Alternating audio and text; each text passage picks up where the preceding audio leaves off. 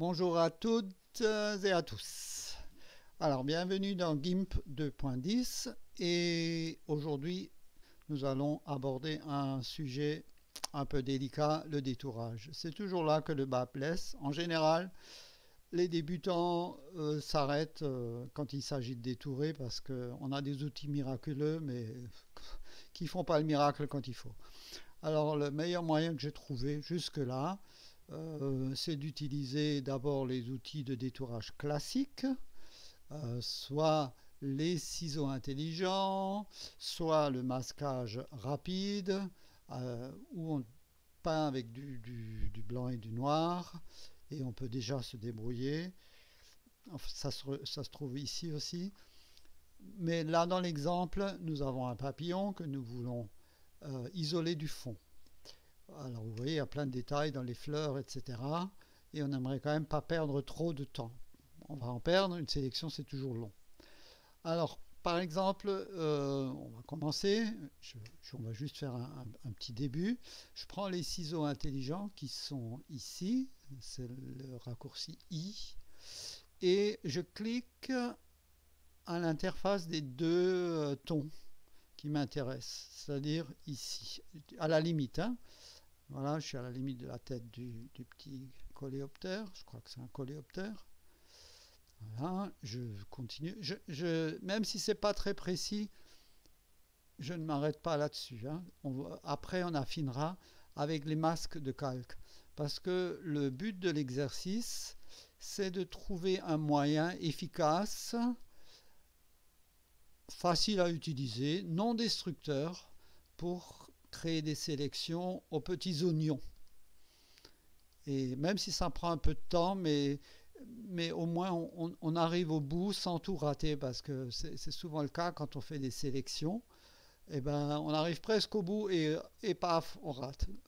Quand on fait ça au lasso dans le temps, oh là là, quelle histoire. Vous voyez, donc je clique toujours à peu près à la limite entre mes deux tons que je veux séparer. Là, le mauve et le vert. Donc voilà. Voilà, et ainsi de suite. Et je continue, je fais le tour. Alors j'ai déjà préparé la même image à côté où j'avais sélectionné tout le pourtour du papillon et de la fleur à l'aide des ciseaux intelligents. À la fin, j'ai pressé Enter sur mon clavier, la touche Enter, et j'ai eu une belle sélection. Maintenant, cette sélection, on va la transformer en masque de calque. Alors le masque de calque, c'est quelque chose qui va se mettre ici à droite. Et pour cela, nous allons procéder comme ça. Alors, écoutez bien, un clic droit sur ce masque de calque. On sélectionne Ajouter un masque de calque. Et ici, on coche Sélection, d'après la sélection. Hein, parce que je peux avoir un masque de calque blanc qui laisse l'image transparente, un masque qui opaque, un masque de calque noir, transparence totale, etc. Mais ici, c'est sélection qui nous intéresse, hein. Notez bien, sélection. Donc je fais ajouter. Et vous avez vu, le masque de calque masque déjà tout le pourtour de ce qui nous intéresse. On a déjà un bon début, non? Maintenant, on pourra travailler sur le masque de calque. Alors pour ce faire, il faut d'abord supprimer la sélection. Mais comme c'est une sélection qui m'a coûté du travail, au moins 5 minutes, voire plus, je ne veux pas la perdre. Qui sait si je dois encore l'utiliser.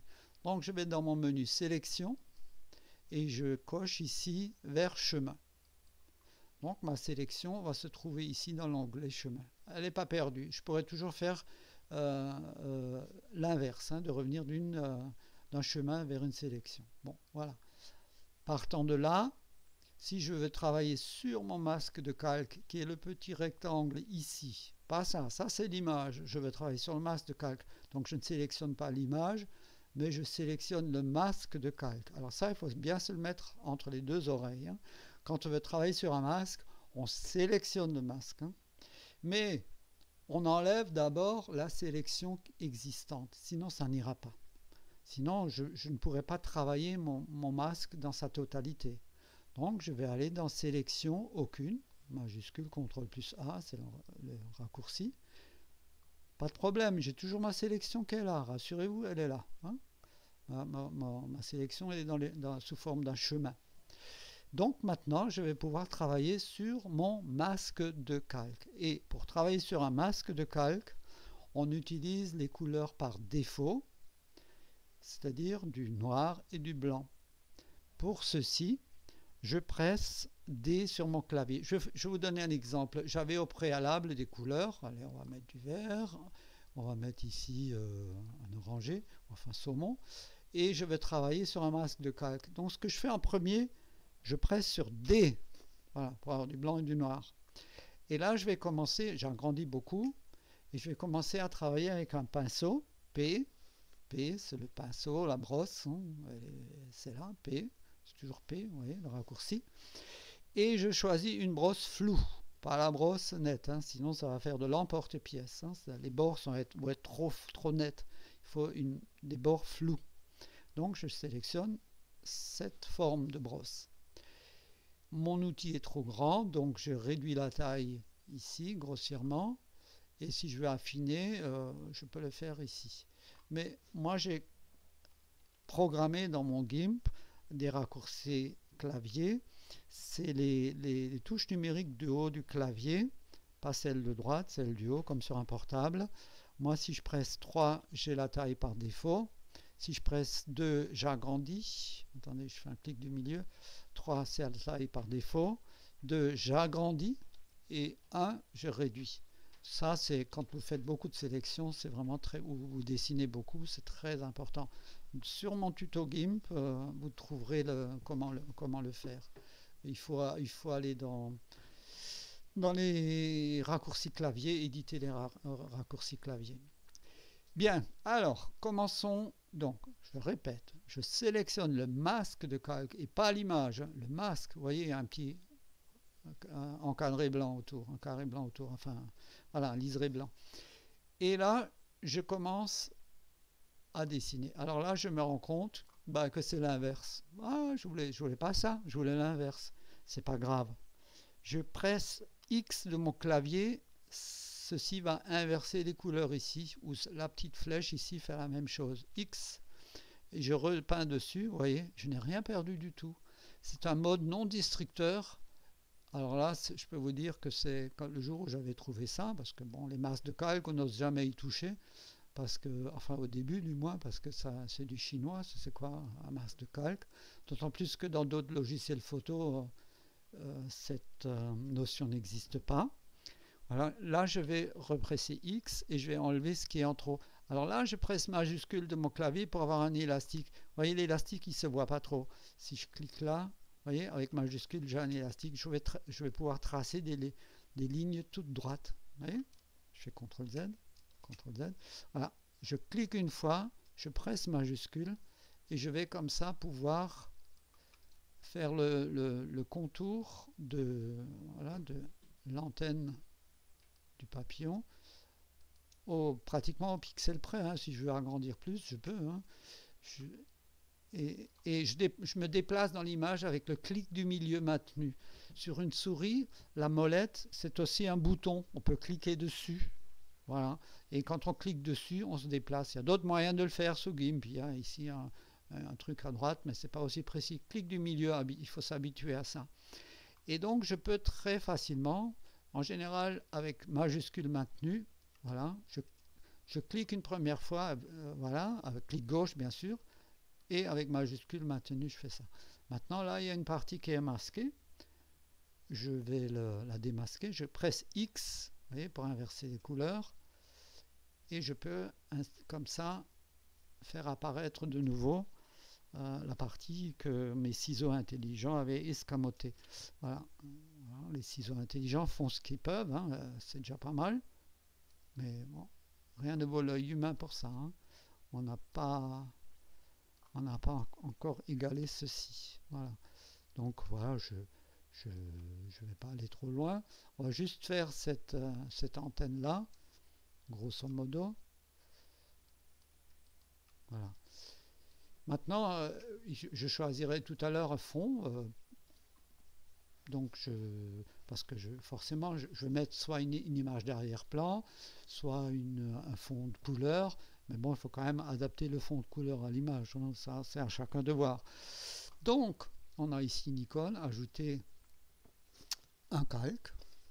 On va lui donner du blanc par défaut, et vous allez voir, il va se mettre au-dessus. Alors là, tout le monde va, enfin, il y en a qui vont crier, ah, j'ai tout perdu. Non, le calque blanc s'est mis au-dessus, c'est normal, le dernier se met au-dessus, mais dans ma pile de calque, mon calque blanc, donc je peux le renommer fond, par exemple, hein. Je vais le sélectionner, ce qui est fait, et à l'aide de cette flèche ou à l'aide de la souris, je vais le passer en dessous. Et vous voyez, déjà, ça commence à apparaître.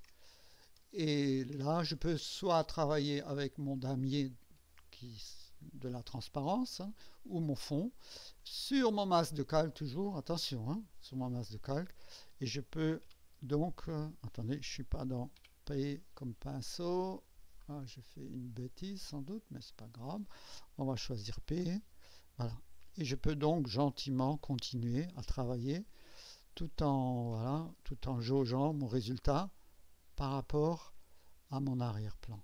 Bien sûr, là, j'aurais dû choisir un fond plus adapté. Allez, on va essayer. On va choisir une couleur. On va choisir une couleur un peu... Ah, on va choisir... Je sais pas, on va essayer ça. Ça. Je choisis mon fond et je prends la couleur, je la verse là-dedans. Voilà. Ah, bon, après, je peux faire des dégradés. Je peux prendre ici... et je vais sur... ici, je prends un fond un peu jaune. Voilà. Et je peux donc après mélanger les deux couleurs. Il y a un outil qui s'appelle, dans le temps c'était ici, je crois que c'est ça, qui permet de... Voilà.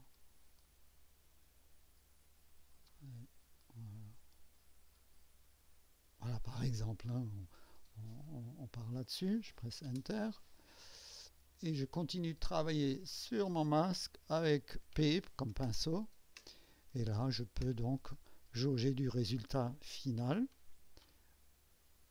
Alors, par contre, vous avez vu, je n'ai pas du blanc et du noir, et déjà, ça ne marche pas pour le calque, pour le masque de calque.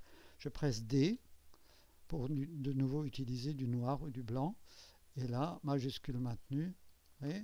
J'insiste un peu, hein, parce que c'est quelque chose de délicat à faire, les sélections, donc je reviens souvent dessus, comme ici, je presse X, je le fais exprès, hein, pour vous montrer que rien n'est perdu quand on fait une bêtise ici. On peut à tout moment récupérer voilà, notre travail. C'est un peu, parfois, surtout au début, quand on n'a pas l'habitude, c'est un peu long, mais on s'y fait très vite. On peut donc ainsi faire des sélections au dixième de millimètre. Parfois, il m'est arrivé de sélectionner des cheveux. Quand on a un portrait à isoler d'un fond, eh bien des cheveux qui se baladent, hein. Et si on les coupe, ça fait vraiment moche après. Ça fait du travail à l'emporte-pièce.